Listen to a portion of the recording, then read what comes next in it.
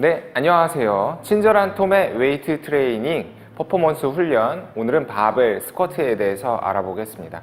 스쿼트라는 훈련은 하체 운동의 가장 핵심인 훈련으로서 퍼포먼스 훈련 중에서도 근력과 근지구력을 발달시키는 데 굉장히 유용한 운동입니다.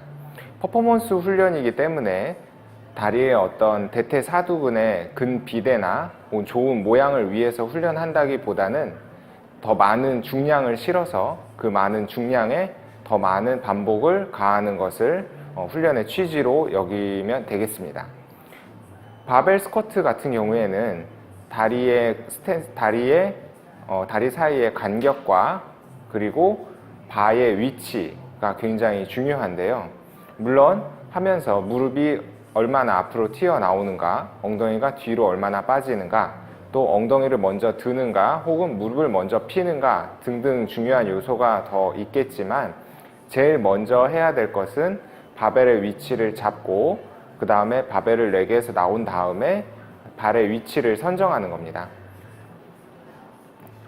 정면에서 봤을 때 어깨 넓이 정도로 만약에 발을 벌리게 되면 일반적으로 골반이나 혹은 허리가 유연하지 못한 분들은 스쿼트 시 허리가 많이 말리거나 혹은 좀 부자연스러운 자세로 스쿼트가 진행되기도 하는데요. 그런 분들은 조금 더 넓게 벌리시는 것을 권장합니다. 다리 사이 간격이 넓어짐으로써 발가락에 보이는 방향, V자의 방향도 바깥쪽으로 좀 더 넓게 벌려야 됩니다. 바깥쪽으로 넓게 벌렸기 때문에 이 발끝의 방향과 무릎이 앉았을 때 나가는 방향이 일치되도록 해야 됩니다. 예를 들어서 발끝이 정면을 바라봤을 때는 앉으면서도 무릎이 정면을 바라봐야 되는 거고요. 발끝이 바깥으로 V자 형태를 바라봤을 때는 앉으면서도 V자 형태로 봐야 되는 겁니다.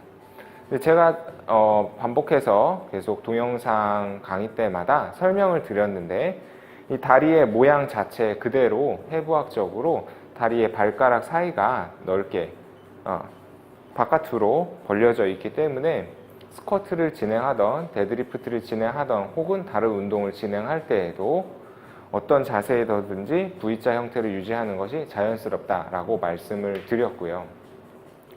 바의 위치, 하이바, 로우바 이런 말을 들어보셨을 텐데요. 기본적으로 이 퍼포먼스 훈련의 취지는 근력과 근지구력, 즉 스트렝스, 힘과 그리고 체력을 발달을 목표로 한다고 말씀을 드렸습니다. 그래서 사실 로우바가 가장 근력을 끌어내기 위한 좋은 포지션임은 맞지만, 로우바는 초보자분들이 하기에 좀 어려운 훈련이기 때문에 저는 이제 하이바로 먼저 선택하기를 권면합니다. 하이바는 발을 높게 포지션을 잡는 거고, 로우바는 그 밑으로 잡는 건데, 지금은 둘 다 한번 보여드리겠습니다. 하이바 포지션은 목 뒤에 바로 오는 자세가 되겠고요. 만약에 하이바로 잡게 되면 상체가 그만큼 각도가 많이 숙여지지 않을 확률이 높습니다.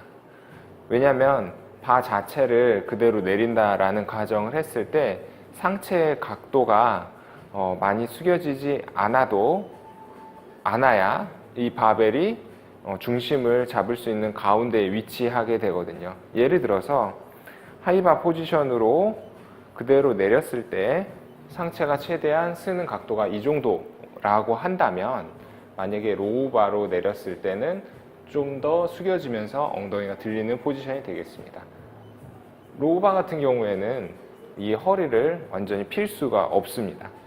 그래서 항상 이렇게 상체를 구부린 상태를 유지를 해야 되고요. 그만큼 더 무거운 무게를 중량을 리프팅 하는데 도움이 되는 포지션이라고 볼 수 있고요.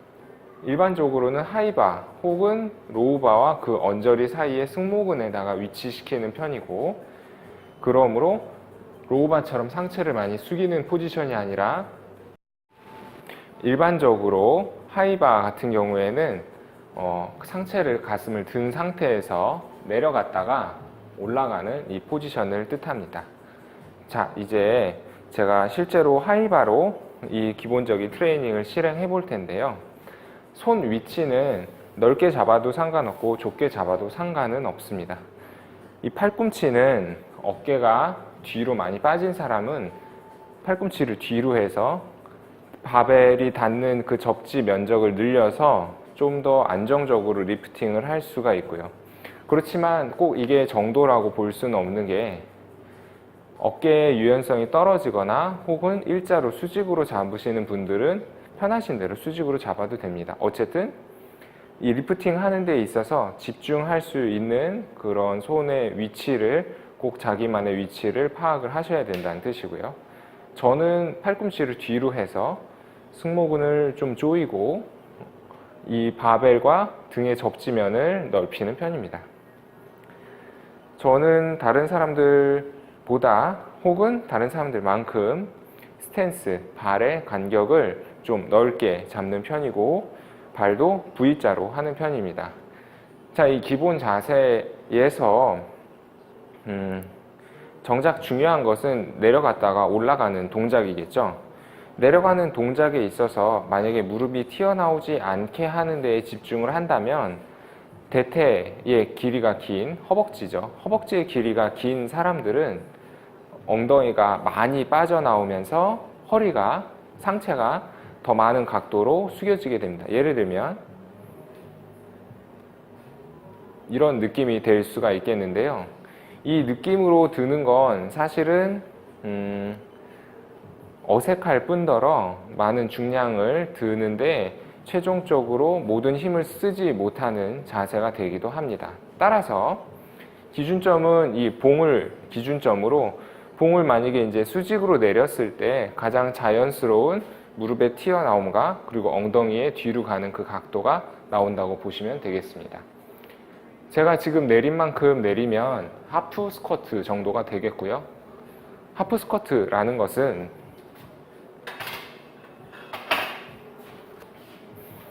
무릎과 골반뼈에 있는 내태볼이 허벅지 뼈가 바닥과 평행을 이루는 만큼 엉덩이를 내리는 거고, 그거보다 더 내리면 풀 스쿼트, 그거보다 덜 내리면 쿼터 스쿼트가 되겠습니다. 연습을 할 때는 하프 스쿼트를 유지하는 것을 연습을 하고요. 물론 허리가 펴져 있는 거, 가슴이 들어져 있는 거는 기본 자세를 유지를 해야 됩니다. 오늘의 핵심은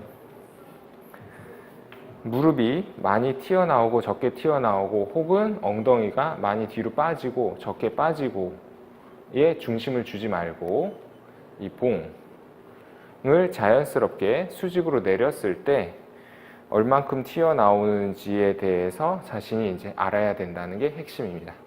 다음 시간에는 바벨 스쿼트 이어서 두 번째 시간 갖도록 하겠습니다. 감사합니다.